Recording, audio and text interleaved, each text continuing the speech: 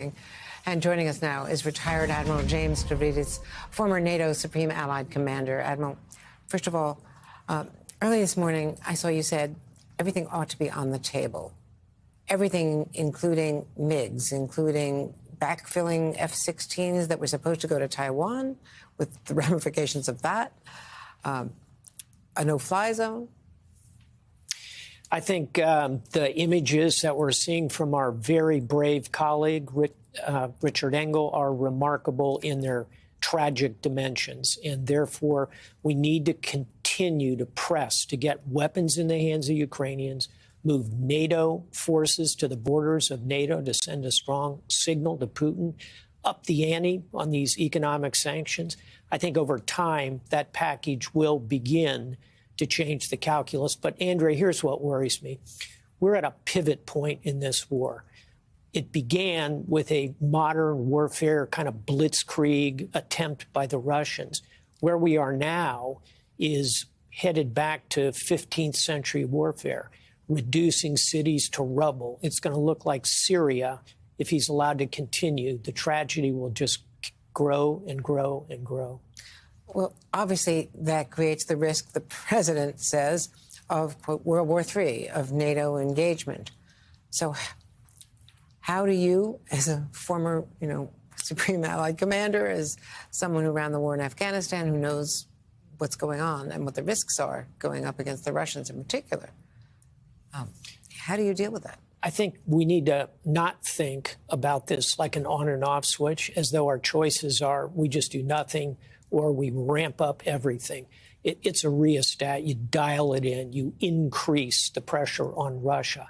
And I think a couple of immediate things would be upping the ante on the anti-air warfare side of this, more systems that can reach higher into the atmosphere. And then I think you need to continue to look at this idea of jets. I understand it's complicated. I think it would be a huge morale boost for the Ukrainians, send a strong signal. And I think we could do it in a way that doesn't provoke us into direct combat with Russia. So retrain them, because as I understand it, they were not really trained on MiG-29s, and then get them somehow to Poland, correct, not to Ramstein and the U.S. as the go-between.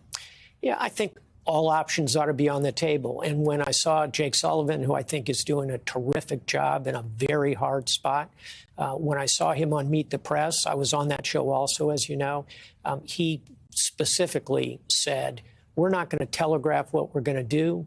We are going to take appropriate action in response to Russian activities.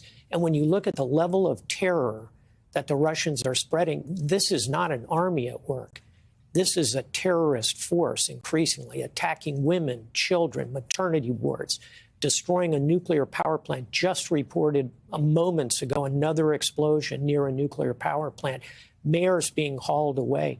Picture Eric Adams, the mayor of New York City, pulled out of his office with a plastic bag over his head. That's not what militaries do. That's what terrorists do. That's what we're starting to see in Ukraine from the Russian armed forces. These are war crimes. The Defense Department is now reporting that the attack on that military base was cruise missiles launched from Russian air base. Indeed. Look for Russia, because they're not having success in the ground fight against the Ukrainians, who are defending their nation remarkably. And their spirit and fighting will have become the center of gravity in this fight.